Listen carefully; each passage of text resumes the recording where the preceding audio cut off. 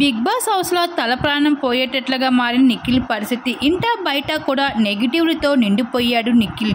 అసలు సీరియల్స్ చేసుకున్నప్పుడే బాగుండేది బాబు అన్న పరిస్థితికి మారిపోయిన నిఖిల్ ఇంకా బిగ్ బాస్ హౌస్ లోపలికి ఈసారి టాప్ సెలబ్రిటీలో రావాలని అనుకున్నా సరే భయపడే పరిస్థితి.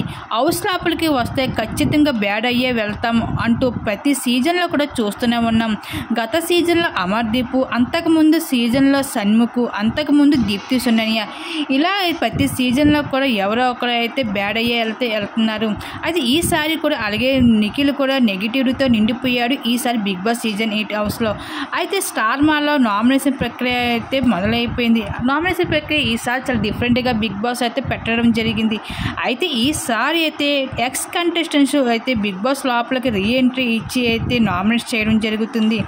అయితే ఇండియాలో ఎన్ని లాంగ్వేజ్లో బిగ్ బాస్ ఉంటే అన్ని లాంగ్వేజ్లో ఏ లాంగ్వేజ్లో కూడా ఇలాంటి ట్విస్ట్ ఇదివరకు జరగలేదు. ఆ ట్విస్ట్ ఏమిటంటే ఆల్రెడీ ఎలిమెంట్ అయిన కంటెస్టెంట్స్ మళ్ళీ బిగ్ బాస్ హౌస్ లోపలికి రీ ఎంట్రీ ఇచ్చి ఈ 12th వీక్ నామినేషన్ పాల్గొని ఎలిమెంట్ అయిన కంటెస్టెంట్స్ ఒక్కొక్కరు ఇద్దరిని హౌస్లో ఉన్న కంటెస్టెంట్స్ని నామినేట్ చేసి మళ్ళీ వెళ్ళిపోతారు.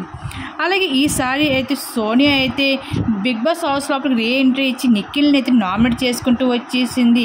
ఇంకా నిఖిల్ని నామినేట్ చేయడంపై ఒక్కసారి హౌస్మేట్స్ అందరూ కూడా ఒక్కసారిగా షాక్ అవుతూ రావడం జరిగింది. ఇంకా నిఖిల్ కూడా ఒక్కసారిగా షాక్ అయిపోయాడు సోనియా నామినేట్ చేయడంపై.